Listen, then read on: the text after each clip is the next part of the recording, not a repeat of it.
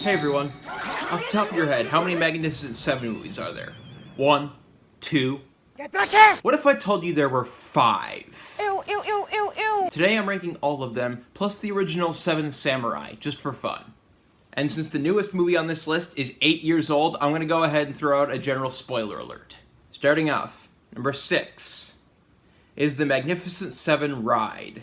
This movie's plot is marginally less derivative of the first movie than the other sequels, but that's really all it has going for it. The characters have the least depth of any of these movies. Lee Van Cleef is now the third actor to play Chris Adams, and he's easily the least compelling of the three. It doesn't help that the script really doesn't give him much to work with.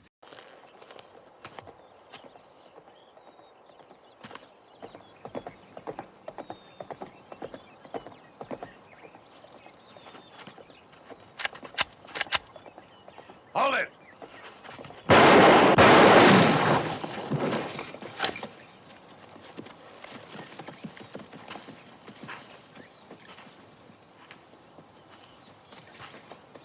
Jim, if you want to stay alive, you better be more careful.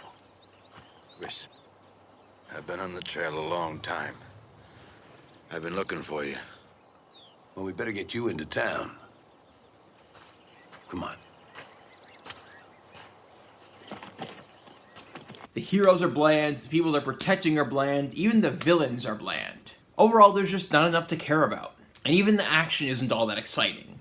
My score is 2 out of 5. Number 5 is Return of the Seven. The big bad in this movie is really easy to spot because he has the biggest sombrero. I'm not kidding. This is basically a rehash of the first movie that makes just enough changes to not be completely identical. Yul Brynner reprises his role as Chris Adams, but he's the only returning cast member. Not the only returning character, mind you, the only returning cast member. Robert Fuller replaces Steve McQueen as Vin, and although he's perfectly fine in the role, he's no Steve McQueen. Likewise, Julian Mateos replaces Horst Buchholz as Chico, and like Fuller, he's just fine, but inferior. The action is pretty good, but it's a step down from the first movie. I couldn't find the budget for this movie or any of the other sequels, but I have to imagine that they were all lower than the original's $2 million.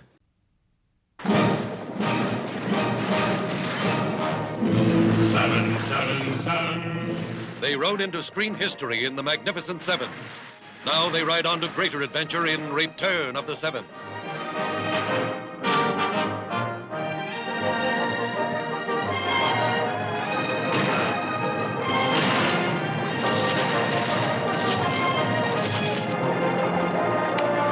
They were 7 against 200, and the odds grew greater every second.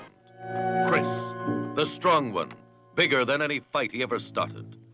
You're either a very stupid or a very brave man, senor. One word from me and you would be dead. That'll make 2 of us. 5 Winchesters pointed at your head. Vin, the kind of man who fights best when the cause is good and the odds are not. Chico, he's a man of peace today, but violence is in his past and his future.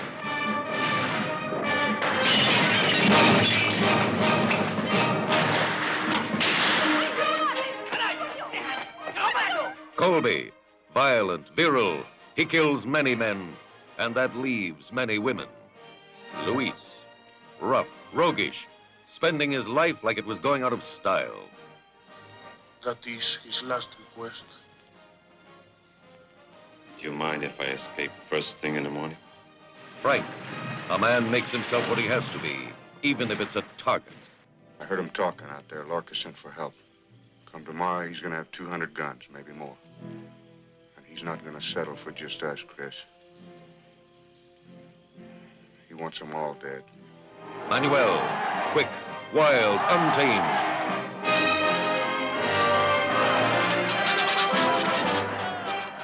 A boy who was born to be reckless and made to be lawless.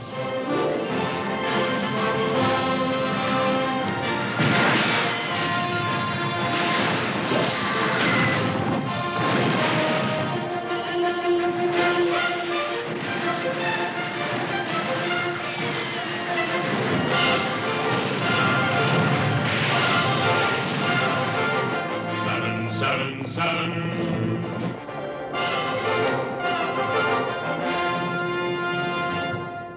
The score is 2.5 out of 5. Number 4 is Guns of the Magnificent Seven. Despite the absence of Yul Brynner, this movie is a small step up from Return, but it still pales in comparison to what's ahead. It's less derivative than Return, but more so than Ride. George Kennedy replaces Yul Brynner as Chris, and although he's a step down, he's still pretty damn good. Actually, this movie has a pretty stacked cast. Pretty much every main actor has done something better. George Kennedy was in The Naked Gun in the original Death on the Nile. James Whitmore was in The Shawshank Redemption and Planet of the Apes. Monty Markham was in the original Midway. Rennie Santoni was in Groundhog Day and Dirty Harry. Bernie Casey was in The Man Who Fell to Earth and In the Mouth of Madness. And Joe Don Baker was in The Living Daylights and Goldeneye. I don't know if this movie's budget was bigger or smaller than Returns, but the filmmakers here did a better job of spending their money than the people who made Return.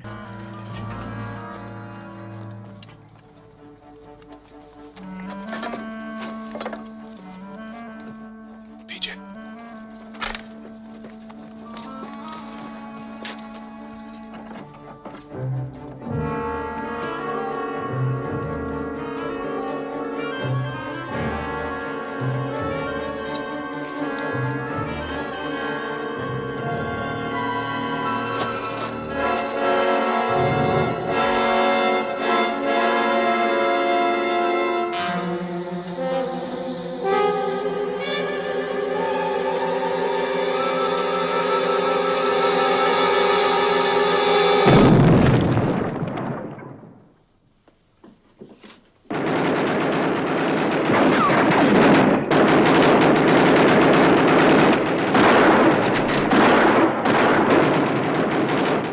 It feels like a slightly bigger budget movie, so I don't know if it was or they were just wiser spending their dollars. My score is 3 out of 5. Number 3 is The Magnificent Seven, 2016. Anton Fuqua is a pretty hit-or-miss director, but this movie was a solid hit for him.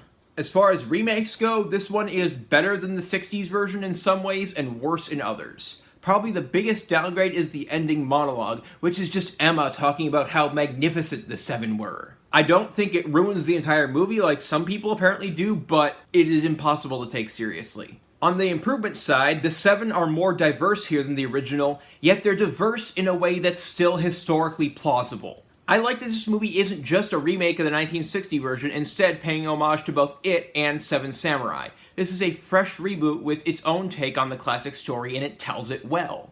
As much as I love Denzel, I'm glad this isn't a Denzel-led movie. He's part of an ensemble, and the movie is better for it.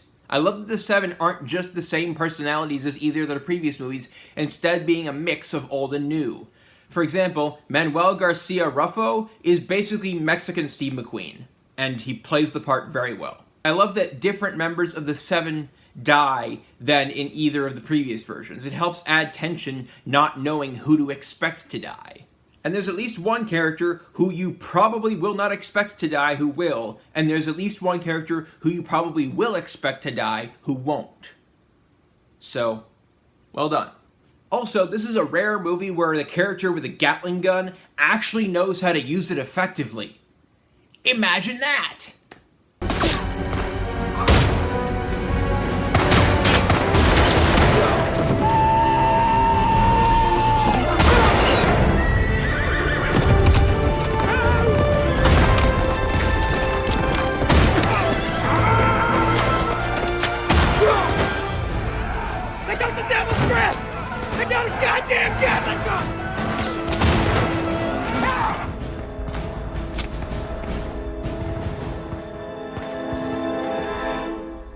Let him have it.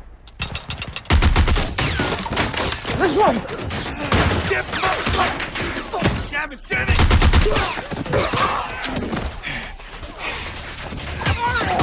Get down!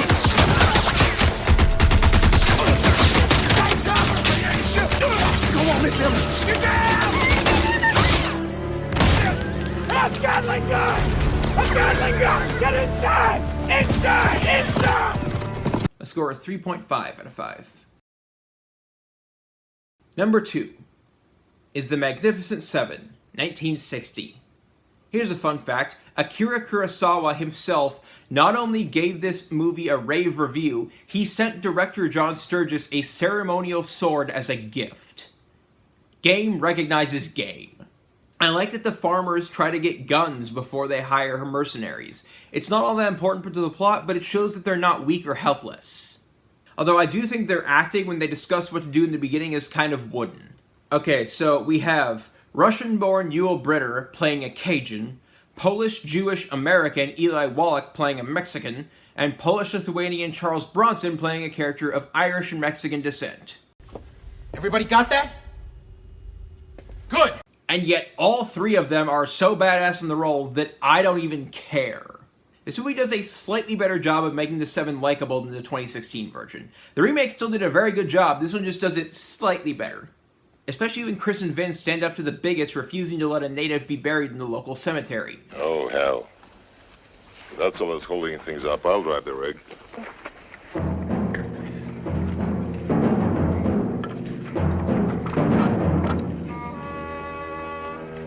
Can I borrow that scattergun? You're more than welcome.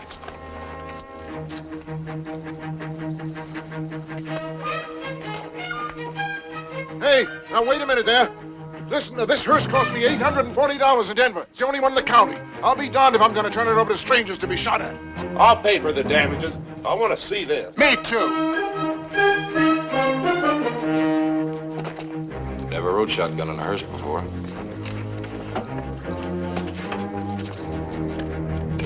The other civilians are rightfully disgusted by the racism, but the bigots have guns and our heroes are the ones who finally stand up to them. Which I just now realized is foreshadowing. Well done. Second story window. Curtain moved. I'm not in a good position. Let him stick his neck out.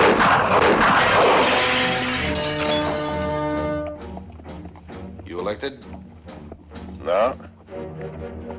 I got nominated real good. Say, boys, why don't you just turn around right now? Save yourself a lot of trouble. Sure, now.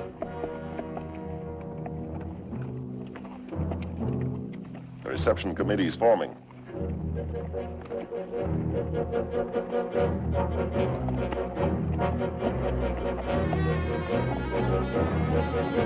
I love that this movie deconstructs the gunslinger archetype. Lee's sharp mind, fast hands, and take-no-shit attitude have earned him Gold, jewels, unclaimed properties of valuable nature. a life of jumping at every shadow for fear of the next person trying to take him out. This man is a badass, but he's also a nervous wreck. It also deconstructs the idea of a badass warrior having a fan club of little kids, because O'Reilly's fan club ends up unintentionally getting him killed when they wander out into a gunfight and he has to try to get him to cover. I love the bit where Chico dresses up as the enemy to get information, and there are so many bandits that they don't even bat an eye.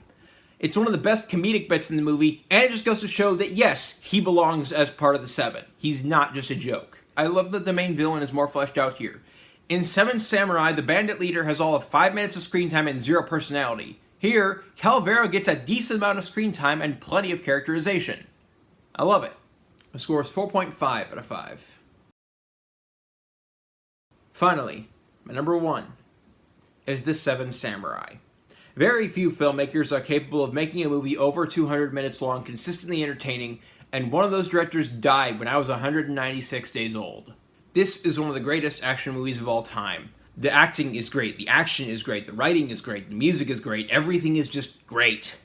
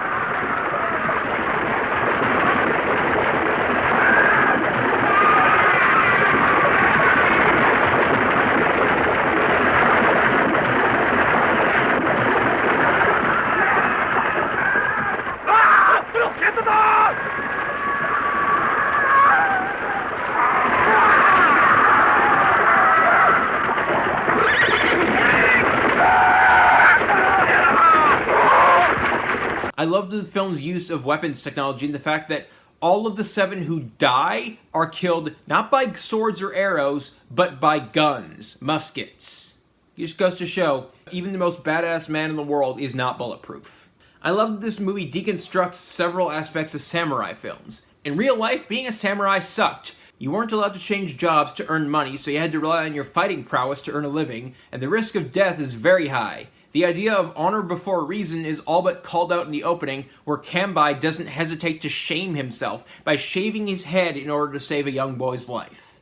And finally, the final battle is quick and, well, the opposite of grand. Before you can sneeze, the bandits are all dead, along with 2 of the 5 remaining samurai. This movie literally created a template for countless stories since. You can't buy that kind of impact. My score is 5 out of 5.